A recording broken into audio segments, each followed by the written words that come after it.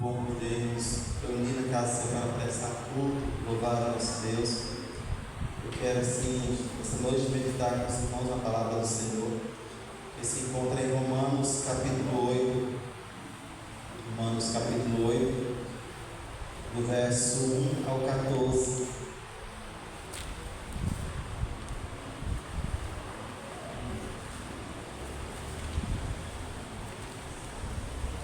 Romanos capítulo 8, do verso 1 ao verso 14.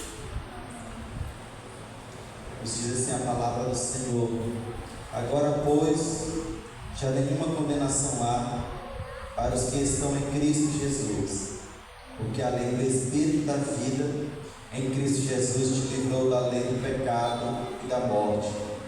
Porquanto que for impossível a lei do que está enferma pela carne, isto fez Deus, enviando o seu próprio Filho em semelhança de carne pecaminosa, no tocante ao pecado, e com efeito condenou Deus na carne o pecado, a fim de que o preceito da lei se cumprisse em nós, que não andamos segundo a carne, mas segundo o Espírito. Porque os que se inclinam para a carne cogitam das coisas da carne, mas os que se inclinam para o Espírito, das coisas do Espírito. Porque o perdão da carne dá para a morte, mas a do Espírito para a vida e paz. Por isso o perdão da carne é inimizade contra Deus, pois não está sujeito à lei de Deus, nem mesmo pode estar. Portanto, os que estão na carne não podem agradar a Deus. Vós, porém, não estáis na carne, mas no Espírito, se de fato o Espírito de Deus habita em vós. E se alguém não tem o Espírito de Cristo, está no mérito dele. Se, porém, Cristo está em vós, o corpo, na verdade, está morto por causa do pecado, mas o Espírito é vida por causa da justiça. Se habita em vós o Espírito daquele que ressuscitou a Jesus dentre os mortos, esse mesmo que ressuscitou a Cristo Jesus dentre os mortos, vivificará também o vosso corpo mortal, por meio do seu Espírito, que em vós habita. Assim, pois, irmãos, somos devedores, não à carne, como se constrangidos a viver segundo a carne. Porque se viverdes segundo a carne, caminhais para a morte, mas pelo Espírito mortificares os efeitos do corpo, certamente vereis. Pois todos os que são guiados pelo Espírito de Deus são filhos de Deus. Amém? Aqui está diante de nós a carta de Paulo aos Romanos. Paulo escreve essa carta às igrejas por saber notícia desses irmãos em Cristo, está perseverando na fé, está batalhando na caminhada. Paulo assim escreve esta carta àquela igreja que ele ainda nem conhecia. Não aprove a Deus, por meio de Paulo, ele escrever essa orientação àquela igreja. Eu quero pensar, meus amados, nesta noite, sobre uma nova vida em Cristo, aonde é que é descrita nesses versículos uma nova vida em Cristo. Esse texto de Paulo aos Romanos mostra de forma clara dois tipos de vida. Ele fala da vida na carne e da vida no Espírito, e ele é bem claro, ele vai descrevendo esses tipos de vida, o que a vida na carne produz e o que a vida no Espírito produz. Ele vai descrevendo essa comparação ou a diferença entre esses tipos de vida. Quando ele fala de uma vida na carne, aqui ele não está falando sobre a carne física, mas sobre o estilo de vida longe e separado de Deus.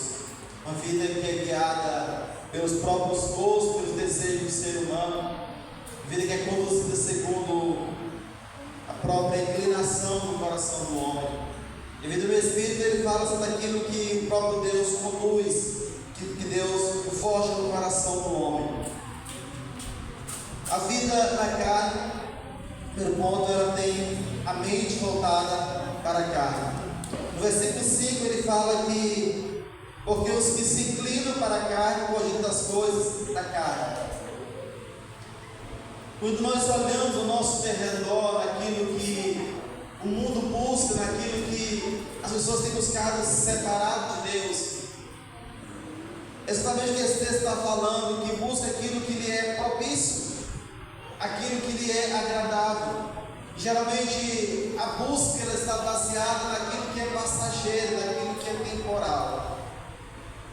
Nós vimos o nosso mundo, nós vimos a sociedade se esforçando para alcançar as benesses dessa vida. O homem levanta cedo, dorme tarde, em busca daquilo que está nesse mundo, de uma vida melhor, de uma vida mais confortável. Falávamos hoje pela manhã sobre a necessidade de estudar a palavra de Deus, e que se gastarmos 10 minutos por dia lendo a Bíblia, vale a pena todo dia durante um ano. 10 minutos. E poucos crentes fazem isso, dedicam, mas dedicamos o dia inteiro no labor, a fatiga, no trabalho, nos esforçamos, nos desgastamos, e às vezes viramos as vigílias à noite buscando aquilo que é passageiro. E o apóstolo Paulo ele fala, porque os que se inclinam para a carne cogitam das coisas da carne. Aqueles que se inclinam para a carne, eles cogitam daquilo que é da carne, daquilo que é temporal. E ele tem observado esta busca exacerbada do ser humano por aquilo que é passageiro, por aquilo que é temporal, por aquilo que estraga, por aquilo que se acaba. A gente tem visto o ser humano se desgastando, matando e morrendo em busca daquilo que é temporal.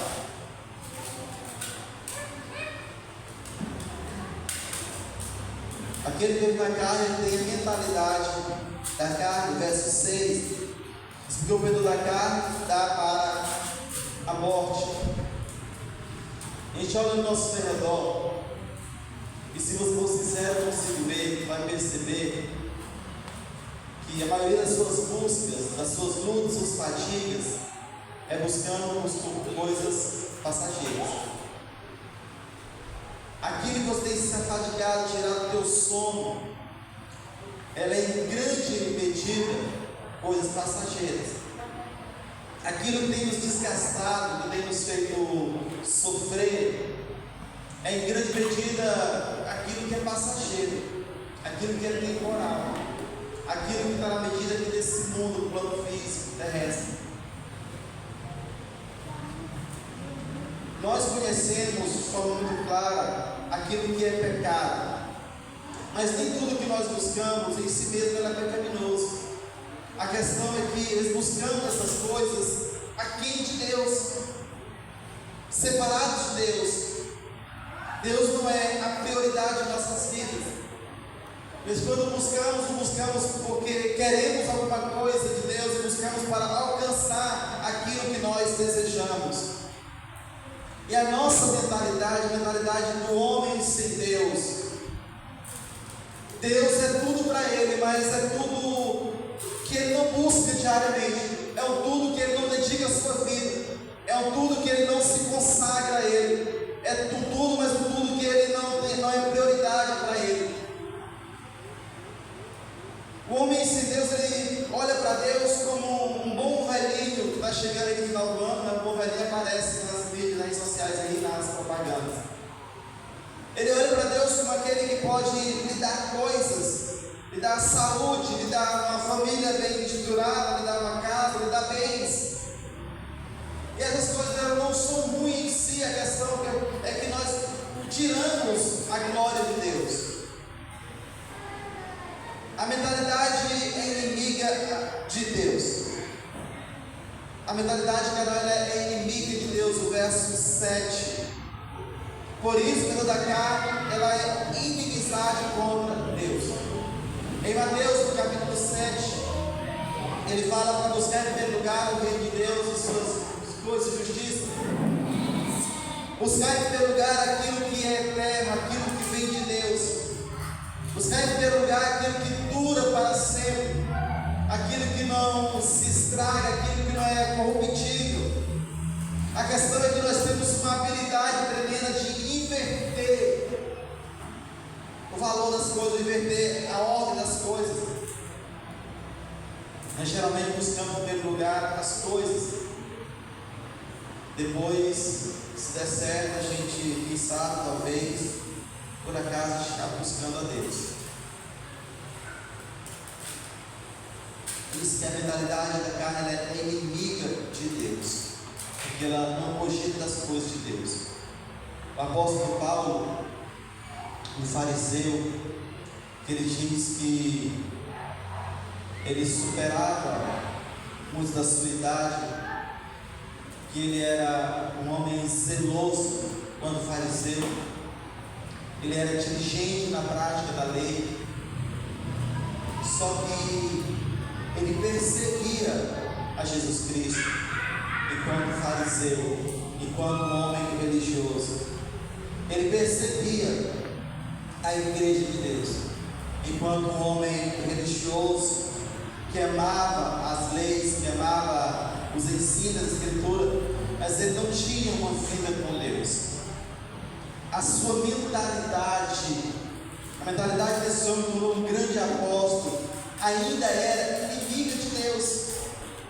Aquilo que ele fazia, aquilo que ele buscava, com todo zelo, com todo amor, com todo fervor, era contrária à palavra do Senhor, era contrária aos ensinos de Deus.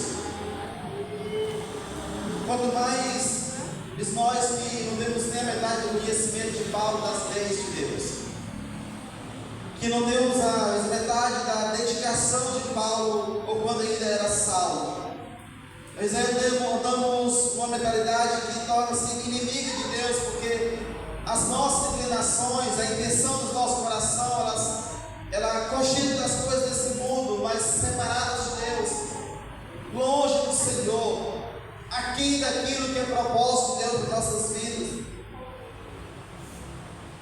A mentalidade da carne, ela não pode agradar a Deus. Verso 8: porquanto os que estão na carne não podem agradar a Deus, aqueles que vivem centrados em si mesmo, aqueles que vivem firmados nos seus próprios pensamentos, focados nos desejos do seu coração, baseado na sua capacidade, na sua inteligência, na sua força, elas não podem agradar a Deus.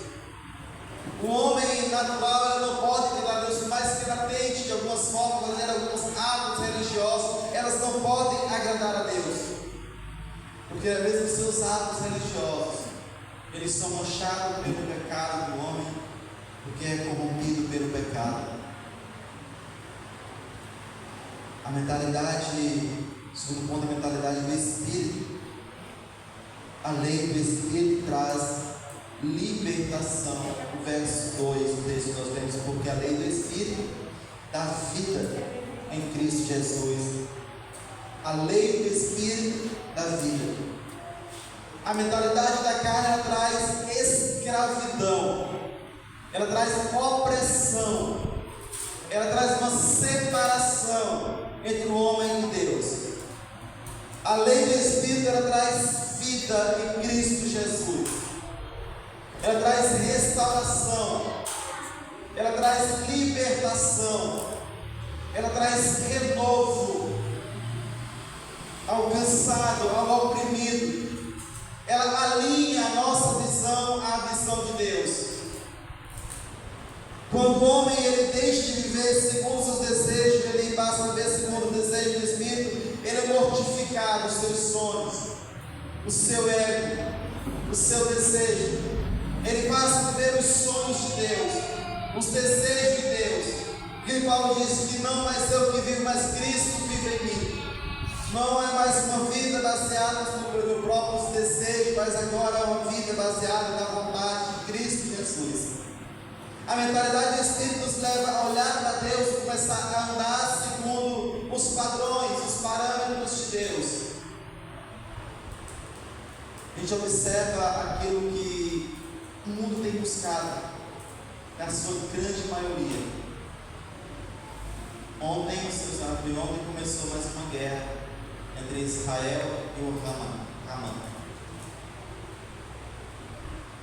É um grupo terrorista que fez a bagunça lá em Israel e começou mais uma guerra. Guerra que dura já séculos, milênios, que vem se estendendo pelas coisas. Mas por que isso?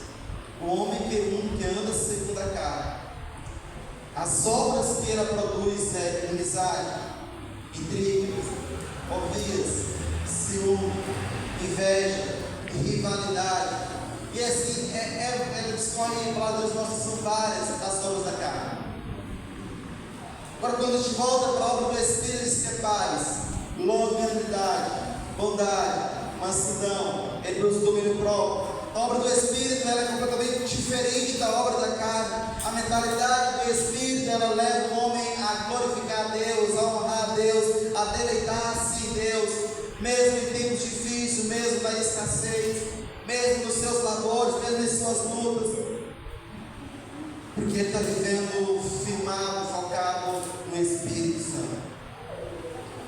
Além do Espírito, ele vive segundo aquele que tem mentalidade do Espírito, ele vive segundo o próprio Espírito. Versículo 5, a parte B diz: mas os que se inclinam para o Espírito das coisas, os que se inclinam para o Espírito das coisas do Espírito. Há uma diferença entre aqueles que se inclinam para a carne, cogitam das coisas da carne, mas os que se inclinam para o Espírito, eles cogitam das coisas do Espírito. Estava esses dias sendo uma senhora e ela falando sobre esse trabalho. Não, trabalhar é bom, trabalhar isso e aquilo. E eu não aguentei, não é nada bom da coisa, não aguentei, eu falei assim: trabalho é necessário. Mas lembre que o trabalho separado de Deus é um fardo pesado demais para o homem. Trabalhar sem Deus é apenas um fardo que mata. Nós vamos trabalhar, nós vamos tirar nosso tempo para Deus. O Senhor criou o homem e ele disse: ele trabalha 7 dias, é do Senhor. Descansa, para todo o seu labor. Quando ele conversa com o povo de Israel, quando ele lê o povo de Israel, ele fala: não trabalhe em você, nem o seu escravo, nem o seu povo, ninguém. E o trabalho cessa na tua casa. Esse é o dia do Senhor, dia consagrado ao Senhor, dia dedicado ao Senhor. Não é um dia para você vestir um calção e estar na rede de balançando a descanso. Não, é o dia para você dedicar inteiramente a Deus. É o dia que você precisa se consagrar totalmente, inteiramente para o Senhor. O problema que nós enfrentamos é que aqueles que interpretam esse texto falam assim: é o dia do meu descanso. Não, o Senhor falou que você vai um dia para você dedicar ao Senhor. 7 dias é 6 dias é seu, e um dia você vai dedicar para a obra do reino de Deus, para você glorificar, para você buscar o Senhor, você dedicar a oração, a devoção a Deus, o dia da sua plena comunhão com o Senhor, é o dia da sua gratidão, da sua intercessão ao Deus. Mas aqueles que se inclinam pelas coisas da carne não fazem isso. E muitos daqueles que dizem que são guiados pelo Espírito ainda não conseguem fazer isso, dedicar o dia do Senhor ao Senhor.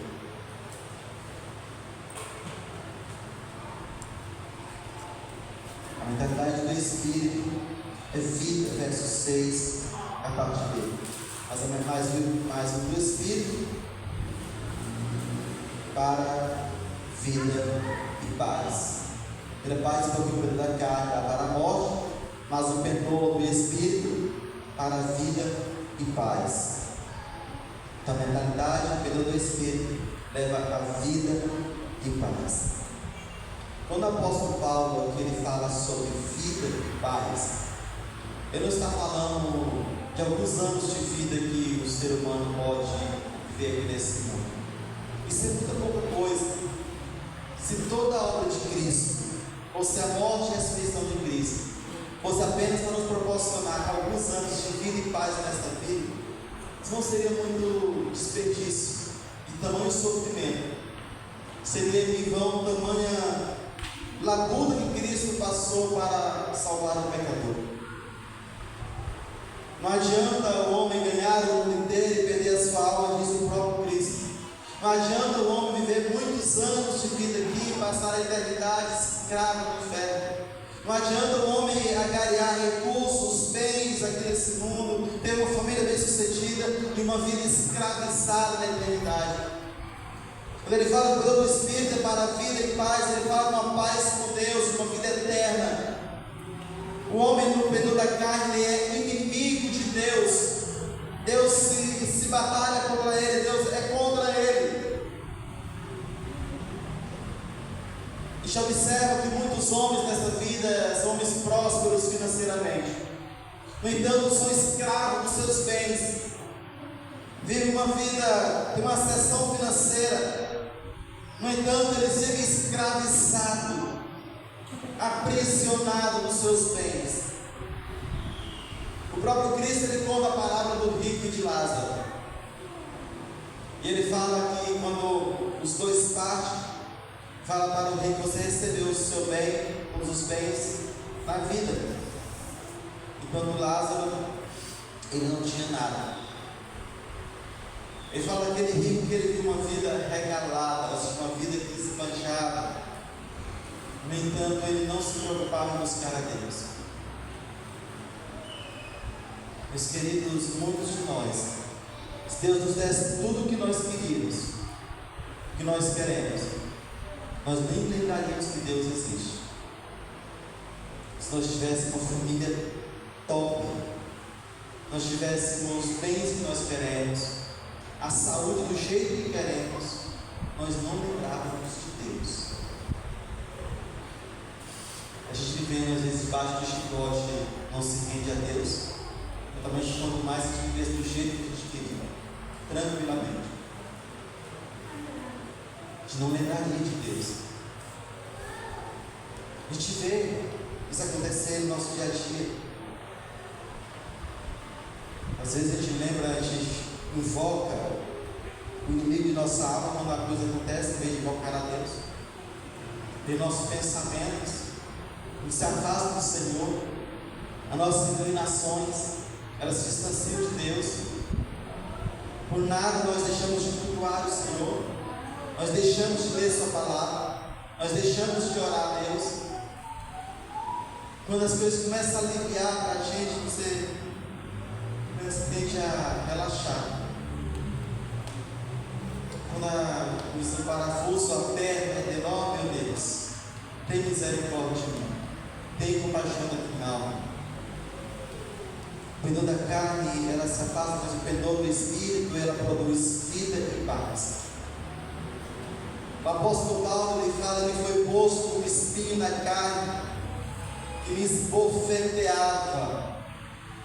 Esse mensageiro da parte do diabo que me esbofeteava. E Paulo pede: Senhor, me cura disso, me cura desse problema, me cura desse problema. Por 3 vezes eu orei ao Senhor e ele fala: Paulo, minha graça te basta. E aquele mensageiro fazia lembrar Paulo constantemente que não era a sua força, não era a sua habilidade, não era a sua capacidade, não era a sua intelectualidade, não era seus méritos, mas era a obra de Cristo operando na sua vida. Era a graça do Senhor, era a graça de Deus que fez Paulo suportar o sofrimento, o chicote, prisão, naufrágio, apedrejamento. Era a graça de Deus. É isso que Paulo quer nos ensinar aqui, que não é a nossa habilidade, não é a nossa capacidade, mas é o Espírito Santo que produz em nós vida e paz. É o Espírito Santo que nos leva à adoração, é o Espírito Santo que nos leva ao rendimento, é o Espírito Santo que nos leva a prostrar diante do Senhor. Se nós conseguíssemos, amados irmãos, ter uma vida tranquila e de paz, nós não lembraríamos de Deus. O homem, ele consegue se afastar facilmente de Deus, abandonar rapidamente a Deus.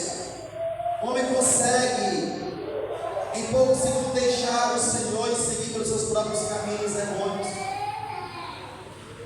Se não fosse o Espírito Santo nos incomodando, operando em nós, nenhum buscaria a presença de Deus, ninguém voltaria para o Senhor. Se o Espírito Santo não incomodasse, não mexesse, não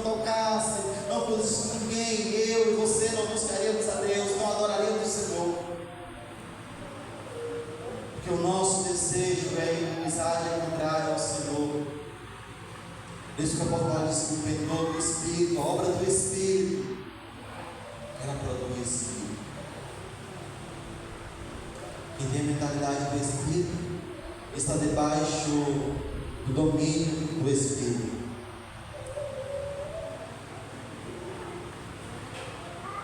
Quem tem a mentalidade do Espírito está debaixo do domínio do Espírito.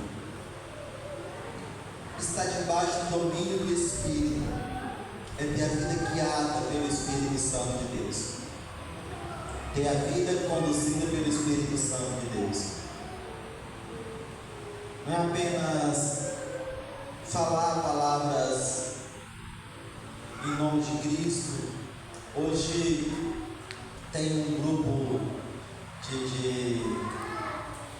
como é que se denomina aqueles que gostam das palavras bonitas cristãs, que postam nos seus status frases bíblicas, versículos bíblicos, está postando lá, orações que postam nos status, que postam no WhatsApp. No entanto, estão longe de Deus,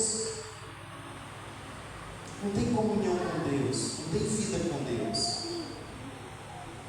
não tem comunhão com Deus. O seu coração está longe de Deus.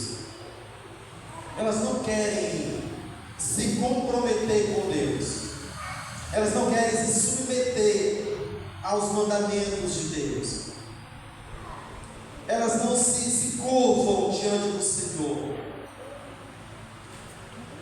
O versículo 9 ele fala: vós, porém, não estáis na carne, mas no Espírito, se de fato o Espírito de Deus habita em vós. Mas vós, porém, não estáis na carne, mas no Espírito, se, aí vem uma condição aí, se de fato o Espírito de Deus habita em vós. No Evangelho de João, no capítulo 15, ele fala sobre a figueira e os seus frutos. As cartas de João, 1ª, 2ª, 3ª João, ele fala sobre a característica daqueles que estão enxertados na videira verdadeira. Ele fala sobre o cristão, aquele que está firmado em Cristo, aqueles que têm a mentalidade do Espírito, aqueles que estão debaixo do domínio do Espírito. A sua vida é marcada pelos frutos que ela produz, e são frutos que são frutos do Espírito. Não são frutos da mentalidade do homem, não são frutos da obra do homem, mas são frutos produzidos pelo próprio Espírito. O apóstolo João, ele fala no capítulo 15 de João do Evangelho, ele fala sobre esse ramo que está enxertado na videira. Ele diz que esse ramo vai produzir fruto. E esse ramo produzindo fruto, ele será podado, porque produz ainda muito mais, porque ele está enxertado numa videira que tem uma raiz sólida. Esse ramo ele não produz por si mesmo, mas ele produz porque está enxertado na videira. E ele diz que ele é videira e meu pai é o agricultor que vai podar, cuidar ali. Então a condição do cristão é precisa estar firmado debaixo do domínio de Cristo. Ele não anda segundo os seus padrões, não anda segundo a sua mentalidade, não anda segundo os seus desejos, não anda segundo os seus sonhos, não anda segundo os seus propósitos. Mas a sua vida é firmada segundo os padrões do Senhor. Todos nós temos sonhos. O homem, quando ele deixa de sonhar, ele morre. Quando o ser humano deixa de sonhar, ele morre, ele não tem mais razão para viver, para levantar pela manhã e fazer alguma coisa. Ele perdeu sua vida. O grande problema é quando os nossos sonhos, eles estão separados de Deus. Eles não têm o propósito de glorificar Deus, de honrar Deus, tornar o nome de Deus grande e magnificar o nome do Senhor. O grande sonho de Davi para a sua vida era construir um templo que magnificasse o nome de Deus. E Deus falou assim: você não vai construir. Ele falou assim: não vou construir, mas eu vou deixar muito ouro para construir esse templo. E Davi ele faz uma oferta grandiosa. ouro, prata, cobres, madeiras. E quando ele convoca o povo, o povo vai trazer muito material precioso para a construção desse templo. Diz que era muito material. E Salomão constrói esse templo. E quando Salomão convoca o povo para a construção do templo, a mensagem de Salomão é: vamos construir um templo tão bonito, que o nome de Deus seja magnificado em todas as nações da terra, que todo o povo olhe para esse templo e lembre quão grande é o nosso Deus, quão grande é o Senhor. Se você ler a descrição da construção dos querubins, da torre de cobre, que era as colunas de cobre, era coisa extraordinária, de grandiosa. Os querubins, parece que era de 8 a 9 metros, tinha uma asa de ouro batido. A sala da Arca da Aliança, as paredes, era toda encrostada de ouro batido. Não era esse ouro assim, que nós compramos aí no Michele, não, era ouro puro. A sala da Aliança, a Arca da Aliança, feita obra de artesão, coisas bem trabalhadas. Então a descrição de um detalhe tão grande. Mas o objetivo daquela construção era que o nome de Deus fosse magnificado, que o nome do Senhor fosse glorificado, que Deus fosse exaltado. Estar debaixo da obra do Espírito, debaixo do domínio do Espírito, é buscar glorificar o Senhor em todos os nossos atos. Eu conversava um dia com os jovens adolescentes da nossa igreja, no estudo, e falando sobre os sonhos, sobre os seus sonhos, suas aspirações, seus desejos. E eu procurei, esse sonho glorifica a Deus. Você tem uma mentalidade que algumas coisas, os sonhos que nós sonhamos não podem glorificar a Deus. O problema não é o sonho em si, mas é o sonhador, que está tendo um sonho buscando algo, mas não está preocupado em glorificar a Deus. Precisamos ter em nossa mente que tudo que venhamos fazer, que onde viemos colocar a nossa mão, que tem um propósito: glorificar a Deus. Mas isso só vai acontecer se a sua vida estiver debaixo do domínio do Espírito Santo. Se o Espírito Santo for Senhor sobre a sua vida, se Ele guiar os teus passos, se Ele guiar o seu dia a dia, se Ele guiar a tua agenda, somente por meio disso é que você pode glorificar a Deus. Quem tem a mentalidade do Espírito, ele está vivo. Verso 10 diz: se porém Cristo está em vós, o corpo na verdade está morto por causa do pecado, mas o Espírito é vida por causa da justiça. A mentalidade do Espírito Santo, ele traz vida. No Evangelho de João, no capítulo 11, falamos aqui hoje pela manhã, quando Jesus Cristo conversava com as irmãs Marta e Maria, ele fala sobre a ressurreição dos mortos. A partir do versículo 25 de João 11, ele começa a dialogar sobre a ressurreição e parece que Marta fala: sei, Senhor, que no último dia vai ressuscitar. E ele fala que aquele que está morto, se crê em Cristo, verá, e aquele que está vivo não morrerá eternamente. O Espírito Santo, ele produz vida, e vida eterna. Uma vida que vai além da medida do tempo, que vai além da barreira da idade. Uma vida que é medida por aquilo que Deus faz, por aquilo que Deus é em nós. Meus queridos irmãos, aqui o apóstolo Paulo descreve dois tipos de vida: a vida no Espírito e a vida na carne. Uma vida que é conduzida pelos propósitos de Deus, pela vontade de Deus, segundo os padrões de Deus, e uma vida que é conduzida segundo os nossos próprios desejos, os nossos sonhos, segundo a nossa própria força, segundo aquilo que nós somos.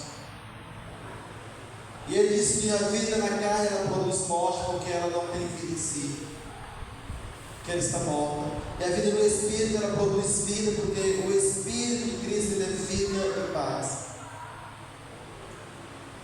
Nós temos essas duas vidas que são distintas, esses dois tipos de vida que são bem distintos.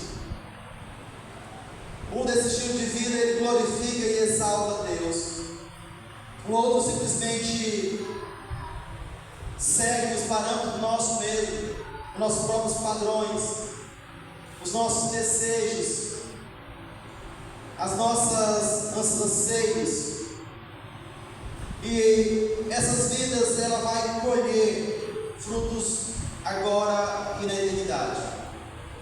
Aqueles que vivem uma vida segundo os seus próprios caminhos, segundo a sua própria vontade, segundo o seu próprio modo. O versículo 2 diz que ele produz a lei do pecado e da morte, traz morte,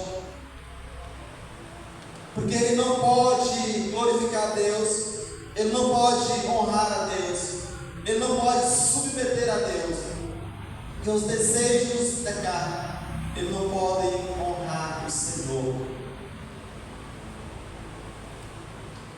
Você e eu sabemos o que é pecado. Você sabe o que é certo e o que é errado. Mesmo que você tenha um conhecimento profundo da Bíblia Sagrada, da Palavra de Deus, o pecado é conhecido na humanidade. Basta você olhar alguém fazendo as coisas erradas, você sabe o que é pecado. Você sabe o que é errado. Quando nós voltamos para nós mesmos e começamos a sondar os nossos corações, você tem plena ciência do seu caminhar, da sua vida. Você tem plena ciência das suas escolhas, dos seus relacionamentos, daquilo que tem ocupado a sua mente e o seu coração. Você tem plena ciência de como você tem vivido, daquilo que tem ocupado o seu dia a dia. E a palavra do Senhor nos ensina que a nossa vida é ser preenchida por Cristo. Se isso não está acontecendo, precisamos repensar a nossa caminhada. Precisa repensar o seu caminhar.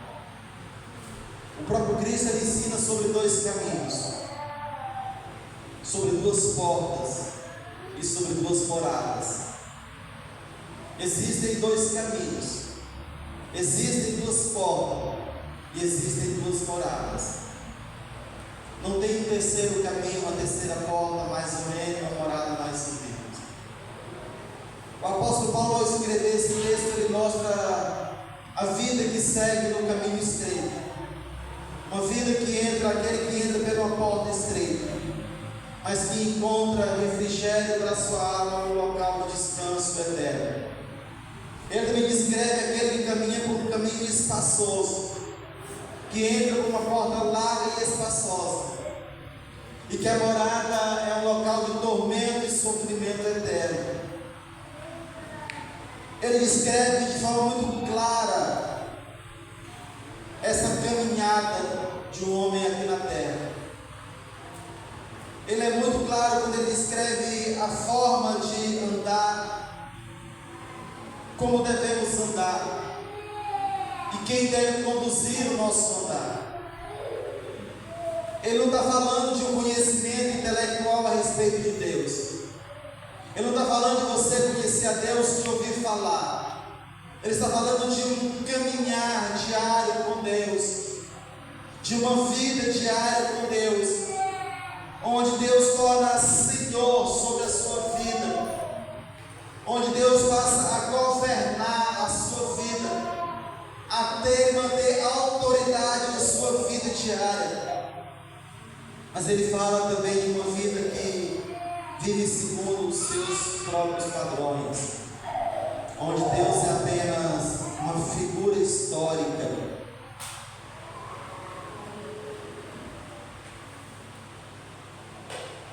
onde Deus é lembrado como alguém que pode fazer algo, mas não como alguém que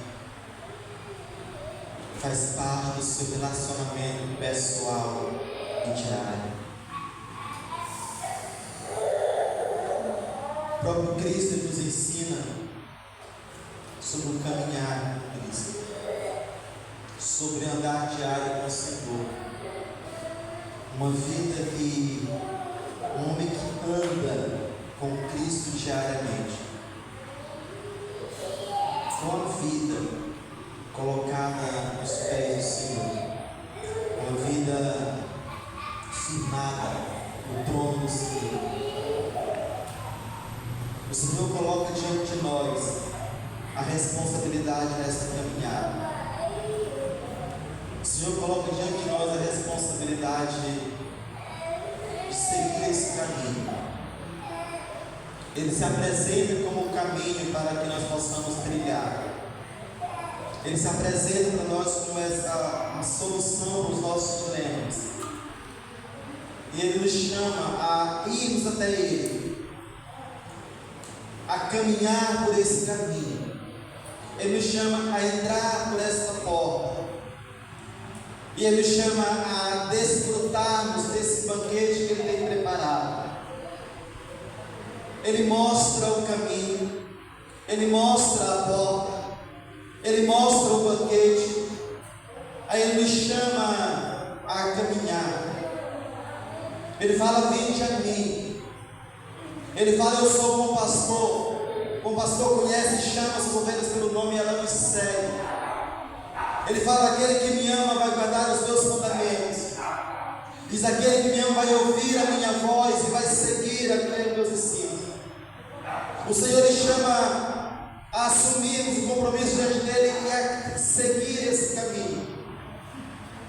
O caminho que Ele fala que é espinhoso, o caminho que Ele diz que é pedregoso, que é estreito, que é difícil. Aí Ele se coloca, Ele mostra o caminho e fala: eu darei descanso para aqueles cansados. O meu fardo é leve, o meu jugo é suave, vou refrigerar sua alma. Eu sou o pão da vida, eu sou a água, sacia sua sede. Eu estarei contigo, isso eu não deixarei, eu não abandonarei, eu sustentarei, eu tomarei pela sua mão, eu conduzirei. Mas siga o caminho, não se afaste do caminho, não se desvie desse caminho nem para a direita nem para a esquerda. Entra pela porta estreita, deixe as coisas desse mundo para trás, abandona os pesos dessa vida, segue esse caminho, segue esse caminho. E Cristo, Ele fala que Ele é o caminho, Ele é a verdade que pode solucionar os nossos dilemas. Ele diz que Ele é a própria vida. Ele não contém, Ele não oferece, mas Ele é a própria vida, a vida que nós precisamos, a vida que nós almejamos.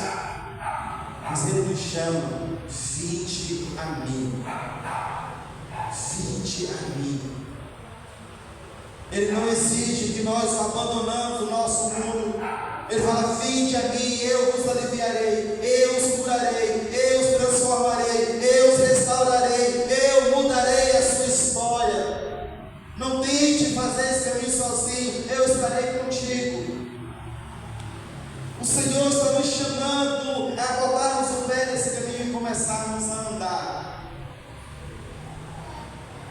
Ele nos fala para andarmos pela fé no Filho de Deus, pela fé naquele que pode fazer de nós mais do que vencedores. E quando começamos a trilhar esse caminho, olhando para aquela porta que está diante de nós, almejando ultrapassá-lo e ali chegar naquele local de refrigério. E quando colocamos nossa esperança, nossa confiança, nossa segurança, aquele homem que foi desprezado e rejeitado, no Filho de Deus Altíssimo, Ele fala das minhas mãos, ninguém poderá tomá-lo, ninguém poderá arrebatá-lo. Meus queridos, nós teremos segurança quando olhamos para Cristo e decidimos pela fé obedecer a sua palavra, seguir os caminhos que Ele coloca diante de nós. E precisamos que o Espírito Santo de Deus nos auxilie nessa caminhada, nos conduza nessa caminhada. Os versículos 12 ao 14 fala assim: pois irmãos, somos devedores, não há carne, como se constrangidos a viver segundo a carne. Porque se viverdes segundo a carne, caminhais para a morte. Mas se pelo Espírito mortificardes os feitos do corpo, certamente vivereis. Pois todos que são guiados pelo Espírito de Deus são filhos de Deus. Olha que coisa extraordinária. Ele diz que não somos devedores, não há carne. E somos devedores, nós somos devedores, não há carne, como se constrangido segundo a carne. Se o Espírito Santo de Deus o constrangiu a seguir, a buscar o Senhor, se o Espírito Santo o confrontou para buscar o reino de Deus, a confiar no Senhor, a confessar Cristo Senhor e Salvador, algo glorioso está acontecendo na sua vida, algo extraordinário passará a acontecer na sua vida, que é ter uma vida guiada pelo Espírito Santo de Deus.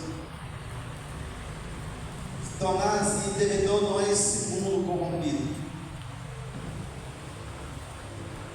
mas é Cristo, que é o Senhor bondoso.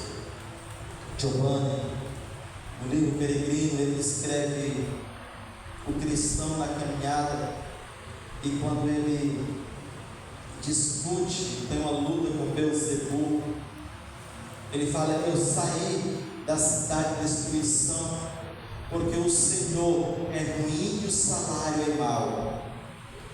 Porque o padrão é ruim e o salário é mau.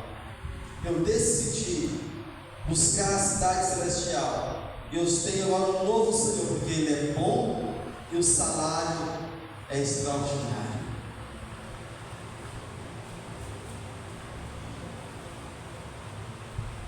Existem dois senhores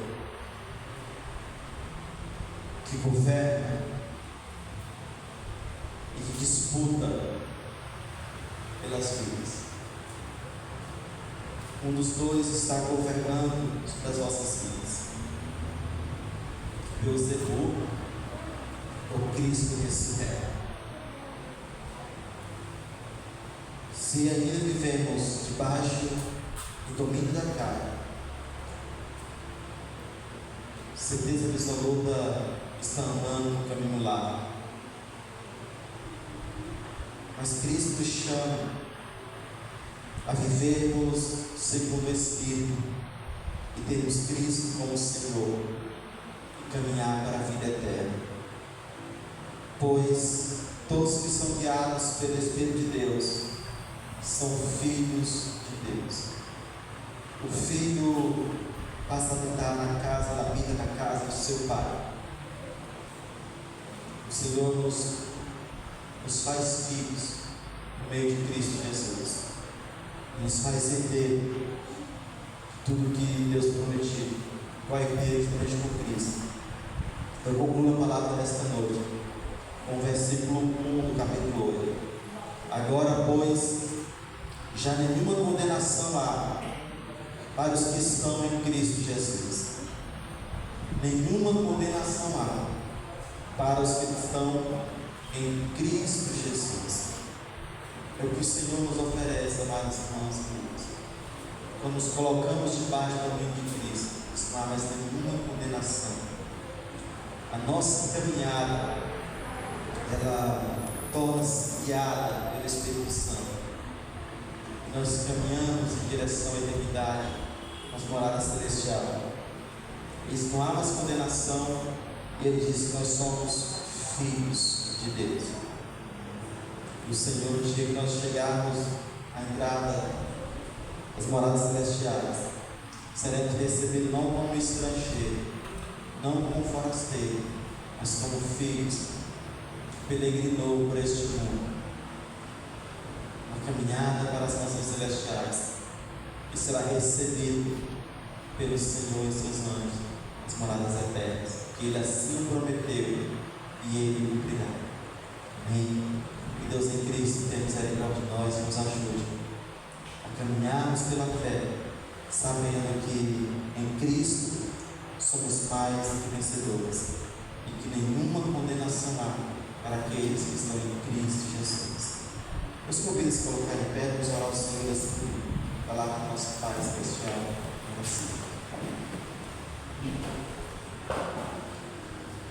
Pai Santo, nós estamos aqui diante de Ti. Senhor amado, nós estamos aqui em Tua presença. Deus bendito, as nossas vidas estão diante de Ti. Senhor amado, Tu conhece os nossos corações, conhece as nossas vidas, conhece nossas fraquezas. Eu te suplico, ó Deus, em nome de Jesus, Teu Filho, olha-te para nós, ó Deus. Olha para cada pessoa que está aqui nesta noite, ó Deus. Tem misericórdia de nossa alma, Senhor. Tem misericórdia de nossa alma, ó Deus. Pai, a palavra nos diz que sem Ti nada podemos fazer, Deus. Senhor amado, mas Tu és um Deus soberano sobre todas as coisas. Eu suplico a Ti, ó Deus, em nome de Jesus, Teu Filho, na pessoa do Espírito Santo, ó Senhor amado.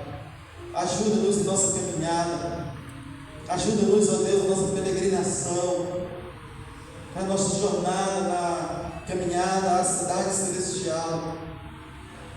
Deus nos auxilia nessa caminhada, não permite que venhamos tropeçar, ou se ainda tropeçarmos, Senhor, que nós não venhamos cair. Mas mesmo caímos, ó Pai, que nos levanta com tua mão poderosa, nos continua, ó Pai, nos sustenta no caminho, ó Deus. Pai Santo, em nome de Jesus, Teu Filho, fortaleça, Senhor amado, que possamos viver no Espírito, guiado pelo Espírito, com a mentalidade do Espírito, Senhor, e ansiando pelas coisas do Espírito. Pai bendito, em nome de Jesus, opera de forma eficaz as nossas vidas, Senhor, de forma poderosa em cada coração. Senhor, eu te suplico, Deus, para aqueles que ainda têm dúvida na sua caminhada, Senhor, que Tu venha tirar da dor, tirar da incerteza, meu Deus. Liberta aqueles que ainda vivem longe de Ti, escravizados pelo pecado, segundo as obras da carne, Senhor amado. Que eles possam, Pai, olhar para Ti, saber que só em Ti há salvação, só em Ti há remissão de pecado, só em Ti há segurança eterna, Pai amado. Ó Deus poderoso, seja conosco, Senhor. Que o Teu Espírito Santo nos continue ecoando a Tua palavra em nossos corações, ecoando a Tua palavra em nossas vidas, nos levando, Pai Santo, a nos deleitarmos realmente em Ti. Oh Deus Todo-Poderoso, eu suplico em nome de Jesus, continue com o Teu povo, ó Deus, continue com a Tua igreja, Senhor amado, continue com todos aqueles que aprove a Ti, salvar por meio da fé. Senhor dos exércitos, toma nas Tuas mãos, refrigera a nossa alma, purifica o nosso coração, nos ajuda na caminhada. Pai, essa é a minha oração, esse é o meu clamor. Em nome do Pai, do Filho e do Espírito Santo.